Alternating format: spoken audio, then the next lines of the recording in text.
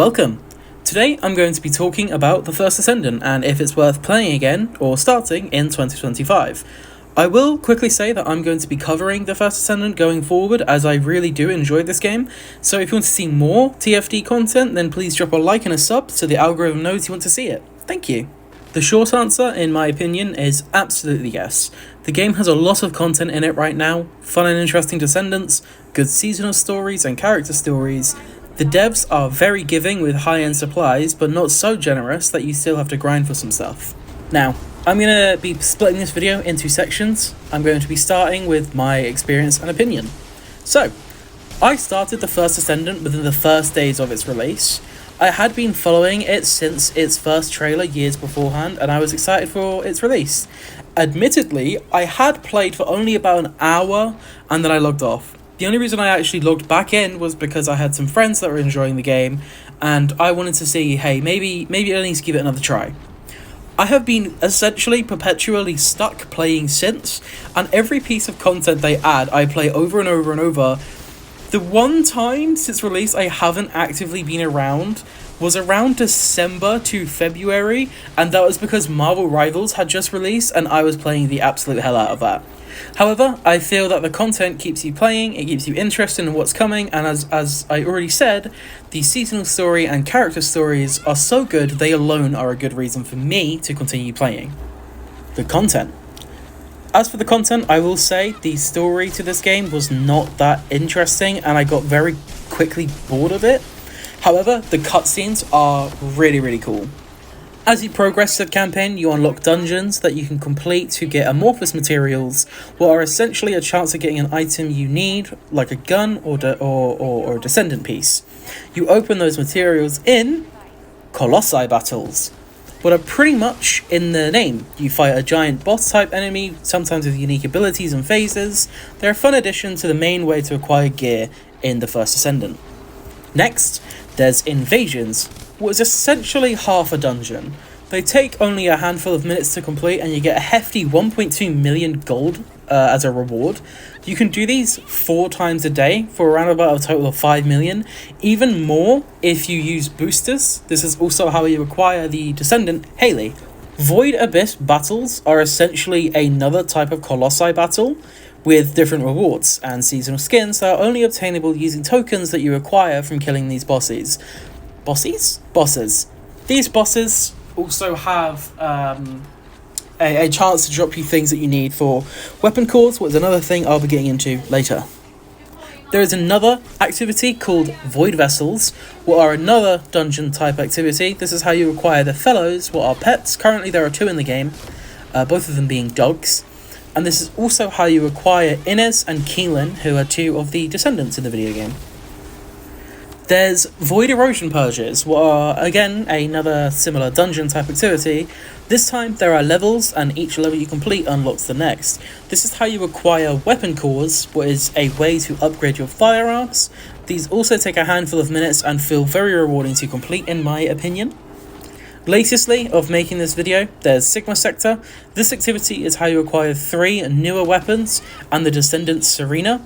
Once again, a similar dungeoning type activity, but this time, each time you run it, it might be different from the last depending on what encounters the game spins for you.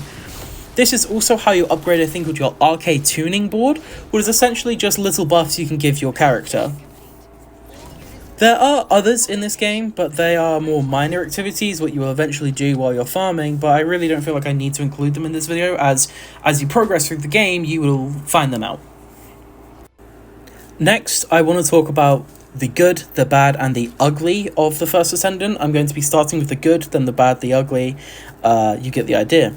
So starting with the good of The First Ascendant, we start with seasonal stories. I think this is one of the strongest points in this game, especially the character stories. These parts really help the game, and they drive the next point forward. Currently, there is, I believe, 5 character stories in the game, as far as I'm aware. Maybe 4, maybe even 6. I honestly can't tell you right off the top of my head. But each one of them that I have played, I have always come away from thinking that was really good and I want to get into the next one. One of them is a seasonal story, was based around Glay. I don't know if you'll be able to play this after the season. I haven't missed a season of content. Every time something new has come out, I have played at least the story beats of it. So I don't know how they handle post-season content. So I can't comment on that. Anyway, replayability in modes and maps is a big thing what this game really, really needed, and I think it does a pretty well job of it.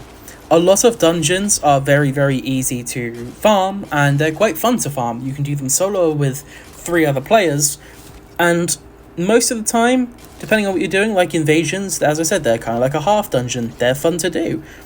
Or even other like modes and maps, like the Sigma sector, as I already mentioned. That is another really, really fun one. I personally really, really enjoy Sigma sector. It's just fun. Next is build diversity. I think one thing that the First Ascendant has done pretty well is its build diversity. You can have a character like, let's say, Glay, and you could have a build completely different to mine and still be viable. I will say, with a lot of the build diversity in this game, you build for one thing or the other. You build for bossing or you build for mobbing. It's rare that you can have both in one build, but sometimes you can kind of have that middle ground one. Like Serena has got a really good one for both bossing and mobbing. But anyway, my point here is I have built myself, I think I've got 4 different builds for my bunny alone, who I haven't really messed around with. I use maybe 1 or 2 of them pretty consistently, but I have the 2 others that I like for... I've got one for bossing, what isn't very well, because she's a skill descendant who's focused on mobbing, and I've got another one that's again for mobbing. So I have 3 mobbing builds on 1 character alone. Next is power fantasy. One thing that I think this game does really, really well is make you feel strong. And not super overpowered, but still very, very strong. You can build certain characters, if not a majority of the characters, to be extremely powerful. Not only extremely powerful, but a lot of the abilities in the game make you feel almost like a god in a weird way. Like, Serena, one of the more recent characters, literally has wings and is like, her whole thing is like transcendence and radiance. It's so cool. You really feel badass while using it. Whereas another character like Inez, her whole thing is about spreading her powers, and you might hit one enemy that's going to spread to another enemy, similar to Freyna, another character. Or Bunny, whose whole thing is running really fast and dealing a ton of damage around her. All of these characters feel so strong in their own way, but so unique in their own as well. It really, really does hit your power fantasy.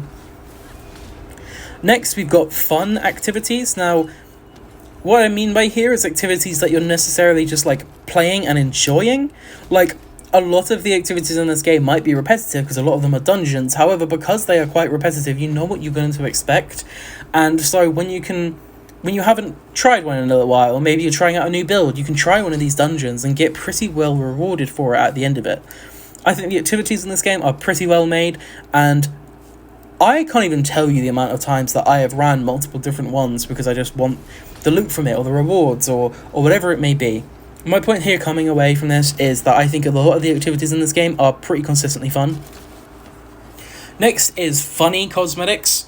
There are 2 types of cosmetics in this game. I'll get into the second one in a minute. The funny ones really, really are pretty good. Most recently, there is this corn one, what I'll put on screen here, where it just pretty much puts every single descendant in a giant piece of corn on the cob. It's pretty fun. It's pretty funny. It's just nice. It's not harmful or anything. It's like... Also, another thing with this one is that if you buy it for one character, you get it for all characters. What is a lovely thing they've done. But essentially, that's what this is. There's also like a cat back bling. I'm going to call it back bling, or because Fortnite, and you probably know what Fortnite is. Essentially, it's a backpack. Looks like a little cat. Or you can get ones of like little bears and stuff like that. There's also Colo toys, what are like little toy versions of bosses that you can get. I have this one from the most recent one, the Tormentor. What is literally like, he just gets all angry and stuff. It's a really, really funny little toy that you can have. I love it. Next is sexy cosmetics. And yes, you did hear that right. This game has quite a few cosmetics that are explicit, I guess we can say, very easily. A lot of them are quite lewd. A lot of them have a lot of skin on display. Whether or not you like that, I don't know, but it's in this game, and you can spend your money in it if you want. Next is cool emotes. I feel like a lot of the emotes in this game are quite, like, fun and quite cool. There's a whole section of them where you, like, do little activities with your dog, and all of the ones that I have are free, and there's quite cool ones in there, like you can play the bongos, and you can do, like, a little high five, you can say, like, what hand, like, there's just a lot of cool emotes just with your dog what are free, but there's a lot of cool ones that you can get as well in the game anyway. Next is rewarding gameplay. A lot of the gameplay in this, or a lot of the activities in this game feel very, very rewarding to do. I come away from a lot of activities in the First Ascendant feeling very handsomely rewarded for what I've done.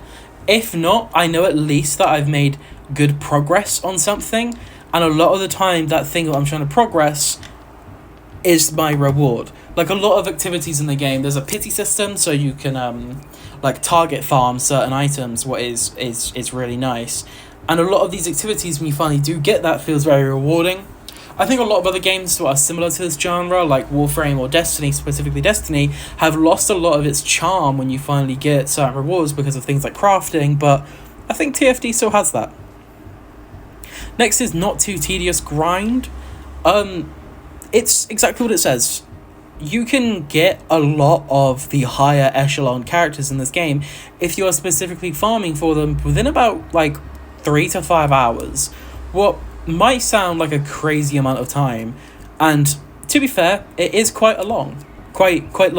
However, you compare it to other games, or you compare it to other things that you can get in this game, and it does not take long at all. Especially with the newer descendants like Serena, Haley, Keelan, and Inez, you can get all of these characters relatively easy. Specifically, like Serena, she's crazy strong, and all you have to do is run the same activity a handful of times. You can get all the pieces for her. I believe a 20% drop rate. So it's like you're probably at most taking 5 to get each piece. So within 20 runs, what is going to take you maybe an hour, maybe 2, you're not only progressing your arcade board, you're also getting a ton of the cool new weapons in the game, and you're really, really close to unlocking one of, if not the strongest Ascendant. It feels very rewarding is what I'm getting at. And lastly, and this is also going to be the first for the bad, but I'll get into that in a minute. Devs who listen. The devs for this game have made countless, and I seriously mean countless, great changes. From things as minor as an outfit that people wanted to see the arse cheeks on, and yes, I'm being genuine here, this was a thing, that got changed and that became a thing. Another thing, like general weapon balancing and activities and changes, and the game, a lot of people very quickly off rip wanted a similar thing to Xur in this game, and they got that with ECA 0. It's just things like this that they might not have thought of, but they listened to the community, and now it's a feature in the game. It makes the game feel very, very nice, and yeah, the devs are very, very, very good at listening. Moving on to the bad. As I just said, we have devs who listen. Now, on one hand, they listen very well, and they can do some of the greatest changes for this game. On the other hand, with these changes and with listening, is they do dictate aspects of the First Ascendant towards player outrage and player outcry. And the thing is, I have a bit of a hot take surrounding this one. What is balancing in a game like the First Ascendant is needed. And not just in the way of buffs. Nerfs are needed. Recently, they had an activity, the Void Erosion Purge, that was added as meant to be a higher echelon endgame activity. They then had to add a challenge mode to that because it became so easy because of buffs and certain characters being so unbelievably strong. They eventually turned around and nerfed one of these characters, Inez, and it wasn't even that big of a nerf. A lot of Inez's gameplay was pressing one button, what would be to fire something through a wall, chain between a whole bunch of enemies, and they would all die. They changed it so it can't go through walls, and one of her abilities is on a bit of a longer cooldown. This game got review bombed, and I seriously mean bombed. This was the first nerf that ever happened to the First Ascendant. It was nearly a year after launch.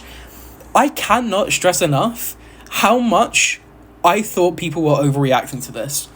Having been a Destiny player for so long, it was just insane to see such a negative reaction to nerfs. And don't get me wrong, I'm aware a lot of people say nerfs shouldn't happen in a PvE game.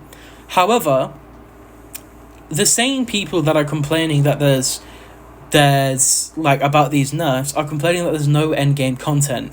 They have made activities actively trying to be endgame content, but they literally do not have the difficulty that these people are requesting, because every time they make an endgame content piece of content, they have to buff 15 other descendants to match whatever descendant that they've recently made who was made to do all this content quickly, and now they can't nerf anybody.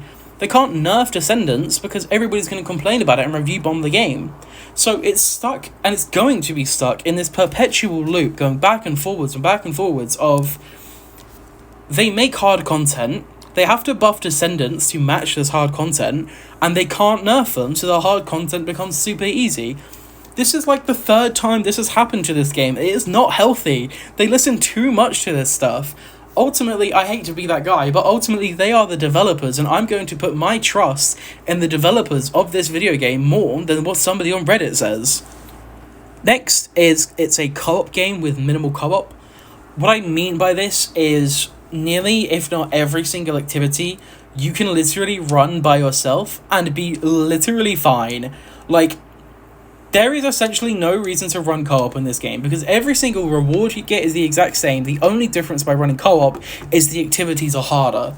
It's to the point that, as I said earlier, I have friends that play TFD, and when we're both online, we don't even play together, because you don't get more rewards, you don't get a better outcome. The literal difference, the difference between playing co-op and playing solo is the activity you're running is harder. There is no reason to run co-op. Like, there is actually zero. And it really, really does hurt this game, because TFD has literally all the bones to be a great co-op game. I mean, there are support descendants in the game. You would think that co-op would be incentivized more. Now, I am hoping that this changes in the future, whether it be that playing with more people gives you better rewards, I don't know, but I really, really do hope that there are more incentives to play co-op.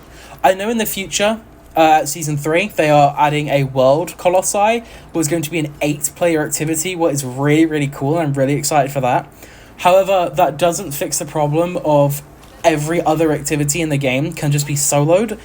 That isn't good, especially because I think a reason why this game's life and the player count is taking a hit is because people want to play it with their friends, and they can't, because there's no, well, they can, but there's no point to. Like, there's no incentive to.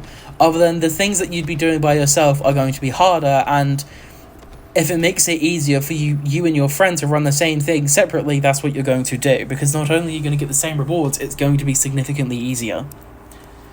Next on the bad is, to be honest, a mediocre story. I ended up just kind of like not really caring about what a lot of people or a lot of NPCs and what's going on in the world about this game. However, I will say the cutscenes were really, really cool. That is definitely like the strongest point in it. There is this one cutscene that you have where you go and fight like a Colossi, and your character just like fucks them up. It's so cool. Next is balancing. This kind of ties back to devs who listen. The balancing for this game is kind of all over the place. One moment, skill descendants are way too overpowered. The next, gun descendants are way too overpowered. The next, you are melting bosses in less than a second. The next, you can't even deal damage to a boss. The balance for this game has been absolutely all over the place since launch, and I don't exactly know how it's going to pan out in the future. Next is something that they've already addressed, and they are going to be improving with Season 3. What is, the battle passes are not that great. Nearly every single one in this game has been pretty much underwhelming. The first battle pass didn't even have a singular legendary weapon skin, and you didn't get any energy activators, what is a high-end material that pretty much everybody is hunting for. You didn't get any crystallization catalyst, what is again another high-end material that everybody is hunting for. A lot of what you end up getting is like common skins, what are just like reskins of the default, and occasionally like a nice mask or a nice headgear. But these things are so far and few between that most of the people that are playing these characters that are going to have these things already have nicer skins or prefer the defaults because they have the ultimate versions. Like, the most recent battle pass is got a lot of stuff for Freyna. However, I have ultimate Freyna and I just use normal Freyna headgear and then the ultimate Freyna body a lot of the time. Like, I have no reason to wear any of the newer stuff from the most recent battle pass. However, with that said, the most recent battle pass also did have a lot of ultimate weapons having skins, so that was definitely an improvement. And we know that the next battle pass is going to have like I believe a universal skin, what I think is really, really cool and a really, really good change. Next is the ugly. Well, I'm going to try and keep this kind of shorter, but who knows, I might just end up yapping for the next 20 minutes. The store model and prices in this game are very, very aggressive. Classic skins, like one skin for one character can charge you up to $15, so it might not sound that crazy, but when it's for every single female descendant, for example, like the most recently was like schoolgirl skins, all of these skins cost pounds or like about $18 each, and there's one for every single female descendant. So it's like if you play like two of these female descendants and you want their both of their skins, you are going to be spending $30 for two skins. It is aggressive, and not only that, but every time an ultimate comes out, you can not only get a unique skin for that ultimate, but you can buy the ultimate as well. I know this isn't like anything new, like Warframe has the same idea that like you can buy Warframes, but the First Descendants is just aggressive. It's not very nice. I'm not exactly a fan of it. Next is the overly cluttered inventory. I'll show you what I mean here. Everything you see on screen right now is from one section. These are all related to the same thing, and this is how much they have. Same with if I go to this section here, weapon cores. Look at the amount that is on your screen. There is just so much going on in your inventory at once. It's overwhelming at some point. This goes into the next thing, which is a large amount of consumables and materials. There's so many in this game that, like, I couldn't even tell you that, like, what, like, a good third of these do. I know what weapon cores do because I use them all the time. I know what crystallization catalysts do and how, like, all the materials for that because I use them all the time. All of this other stuff is just stuff you collect. And most recently, they removed, like, I think 6 different things from the player inventory. But I genuinely do think a lot of this stuff here needs to be either reworked or, like, cradled into one thing. Now, I'm not saying, do what Destiny does and have the 2 tokens and a blue. But maybe, I don't know, each activity can give you one specific item or maybe 2 specific items. Because a lot of them at the moment have 4 to 6. And that is so many items per activity when there's so many activities in this game. Some of them have even more, some of them have even less, but what I'm getting at here is your inventory ends up becoming a insane mess, and if you don't know what you're looking for, you don't even know what you're looking at. Next is the early game acquisitions of items is tedious. Once you get past genuinely the first 10 to 15 hours of gameplay, it doesn't really become a thing, but it's not very great for newcomers as you do spend so long trying to learn about all these different things and you're just lost the entire time. I remember when I started playing this game and every time I come back to it, if I take a small break, I don't even know what I'm looking at. Most recently with Season 3, or Season 2, Episode 2 rather, I spent so long just looking through my inventory and trying to figure out what stuff is, because some of these items that you acquire early on, you never use past a certain level.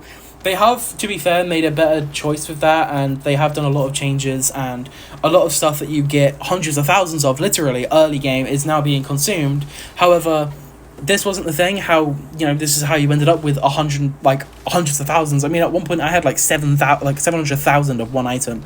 It gets crazy, and I'm glad to see that they are, kind of cutting down a little bit on that, but, it's whatever. And last, there is so much text in this game. there is like the AI or like the bot that you use to teach you about like so many core features of this game doesn't say a word. Every single piece of it is by text on your screen. And if you don't feel like reading like the entire fucking Harry Potter like book series in one sitting, then like you skip through it and then you don't know what the fuck you're doing. You don't know what the fuck is going on. You don't know what is going on. You don't know what is happening. You go to your quests to go see what you've just picked up, and then it literally condenses 3.5 pages of text into 2 sentences. And it's just, I don't know why the game even has this much text, and I do believe in Season 3 they're making the like player onboarding a bit easier, but as of right now, there's so much text. Okay, so next I want to talk about the future. Next what's coming is Season 3, and what's beyond Season 3 was we recently had a lot of information through the PAX East, so I'm going to be covering this stuff really quick. But it's again going to be covering Season 3 and onward, so Season 3 and Season 3 Episode 2 as far as I'm aware. They're going to be adding swords as a weapon type, what is going to be going in your primary, secondary, or third weapon slot. I'm mentioning this because in the game there are quick melee, what gets taken up by like a grapple effect if you have any of those. So them clarifying and saying that it's an actual weapon was really cool. Next is hover bikes, and they're going to be adding hover bikes, what you can just summon on the spot as far as I'm aware, because the next area of the world they're going to be adding, Axion, is going to be significantly larger from what we believe. How much larger we don't know, but large enough that they want to include hover bikes, says quite a lot, because some of the maps in the game are already pretty decently large. Next is something I mentioned earlier, in-world Colossi, what is going to be a big boss that I was talking about earlier, what is actually going to be double the size of that, and these guys are going to have a set spawn time. My assumption is it's going to be on the hour, every hour, and these big guys, you can team up with 7 other people to take them down, and they're going to be really, really fun and really, really cool. And from what we've seen, I believe his name is the Wall Crasher. It looks really, really cool, and I can't wait to fight those. Next is harder activities. They haven't really said much on this, but they have said that they're going to be making a lot of the activities that they're going to be adding in the future harder for the game, what I think will be a very, very welcomed change. Next is the lounge, what is like a hub area where you can talk to your other descendants and set up your collar toys, and you're going to have other little like lounge cosmetics. This also featured like a skin preview what they showed off, was essentially just like a tank top and like some like underwear. It looks pretty cool. I don't know how many people are gonna end up wearing it. I know I'm probably going to avoid it because I actually like to have at least a little bit of armor on my character, but that's just a personal preference. I'm aware a lot of people like to run around in bikinis. I mean, those bikinis sell very, very well. Anyway, next is better understanding of their balancing.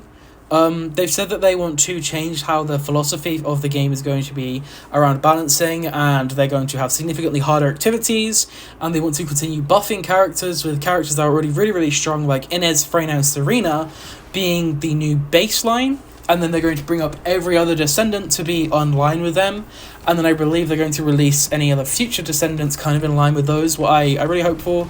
Serena is, in my opinion, a little bit too strong. She can clear literally every single activity in the game within a handful of minutes, and if not that, even seconds when it comes down to bossing.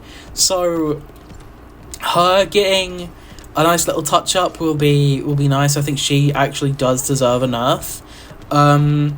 Anyway, I don't think she will, but anyway, moving on. We have more cosmetics for men. This seems really, really random to mention, but one of the things that a lot of people have complained about with this game is that the male cosmetics are very boring and very far and few between. Obviously, you can't exactly blame them because, I mean, have you seen the female skins in this game? They are selling like fucking hotcakes. Anyway, yeah. And lastly, what is on the future section is co-op incentives. I did add this as more of a wish than a actual thing, and they have said before that they want to actually draw attention to playing co-op. And I do think the in-world Colossi is a good start. However, I do hope a lot of other activities will have genuine reason to queue in by yourself compared to with other people, or vice versa. Because right now, like I said, there's no reason to play co-op. It really should be the other way around. It should be similar to how Destiny or Warframe is, where playing co-op is your main thing that you want to do, and doing stuff by yourself is like an extra challenge. Anyway, that covers everything for the future. Now, for the outro, I'm going to say, whilst the game might not seem the most stacked with endgame content and great balance, nearly every other aspect of the game, in my opinion, is pretty great. If you have the storage on your console or your PC and time, I truly recommend getting onto it and playing for a few hours. With Season 3 introducing a new arena, a 8-player activity, new story, and so much more coming very soon, there's no better time than right now to start playing. The game's going to get stacked and stacked and stacked in its future. There's tons of really good content in the game right now. You can catch up with a lot of stuff that is already really strong, so you can come into Season 3 very, very well powered. It's a brilliant time to start. Anyway, thank you very, very, very much for watching. As I said right at the start of the video, I'm going to remind you to leave a like and a subscribe, as it would help me out a lot. I will be covering more TFD in the future. Anyway, thank you for watching, and I'll